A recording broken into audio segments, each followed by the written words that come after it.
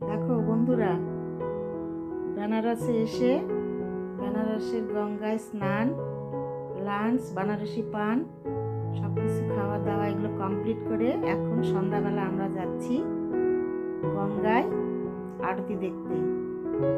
সন্ধ্যার যে আরতি হয় গঙ্গাতে, সেই গঙ্গায় আরতি দেখে যাচ্ছি। কাশিতে এসে গঙ্গায় আরতি দেখাটা তো সব থেকে ফেমাস না, এটাই দেখতে যাচ্ছি। তো চলো আমাদের সঙ্গে, তোমরাও চলো আরতি দেখে আসি। আর এই যে এটা আমার ভাগ্নি, এর ছেলে আমাদের এখানে মেডিকেল কলেজে পড়াশোনা করছে। আমরা এই দুই পরিবার একসঙ্গে এসেছি। চলো আরতি দেখে আসি।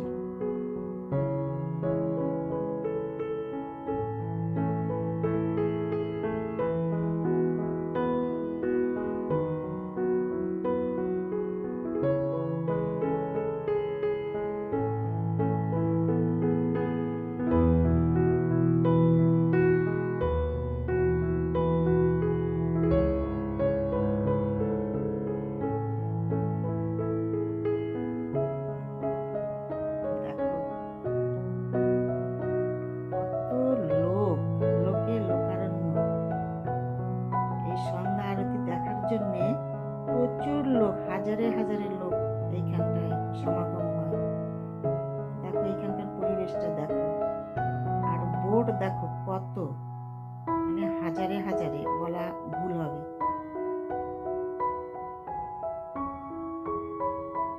প্রচুর লোকজন, প্রচুর বোট, সব কিছু একদম কি বলবো,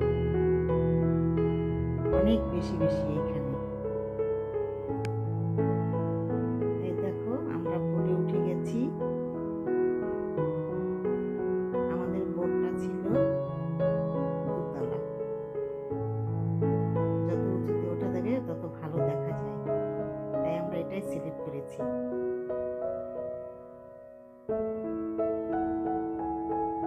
অনেকগুলো করে সিট থাকে একটা বোটে, একতলা আছে, দুতলা আছে, যে যেমন আর কি নিতে পারে।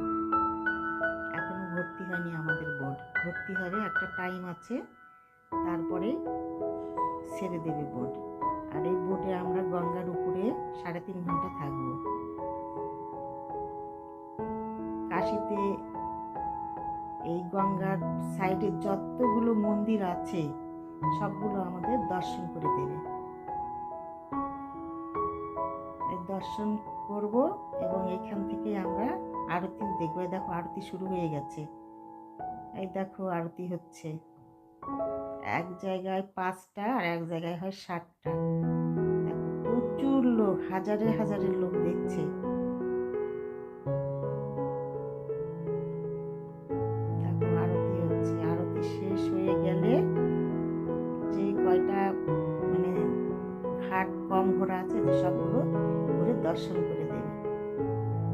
দেখো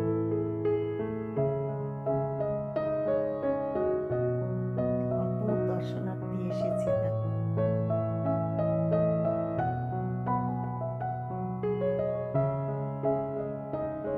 মানে এই জায়গাটাতে থাকলে মনে হবে যে অন্য জগতে চলে গেছি। খুব সুন্দর।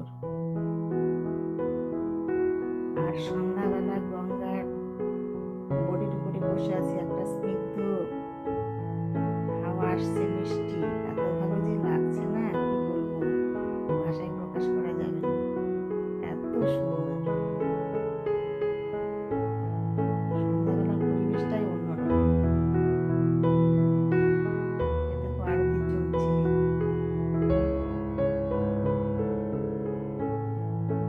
অনেকক্ষণ টাইম ধরে আরতিটা হয়।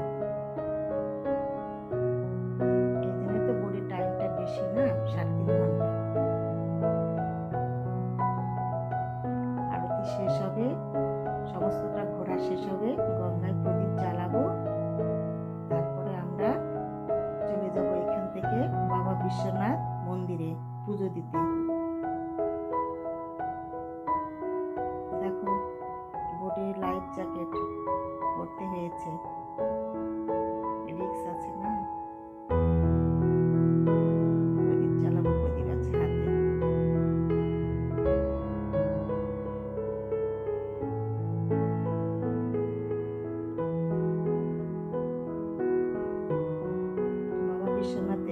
মন্দিরে পুজো দিতে গিয়ে ওইখানে 3.5 ঘন্টা 4 ঘন্টাও লেগে যেতে পারে, মানে লাগে।